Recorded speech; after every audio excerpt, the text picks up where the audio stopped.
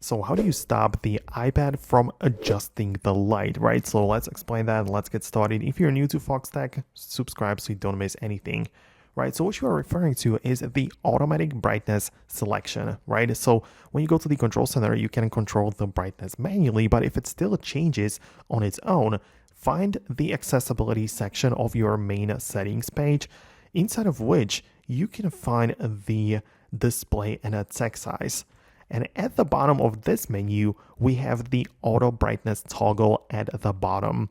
And if you don't want this to interfere with your brightness, just turn it off. Make sure that automatic brightness is not enabled, which means that only your specific adjustments made, to the brightness slider, like only you can manually change the light or brightness, right? So that's how you can do this. There's really not much else to it. So let me know if it worked for you. Most definitely subscribe for tutorials and videos like this one.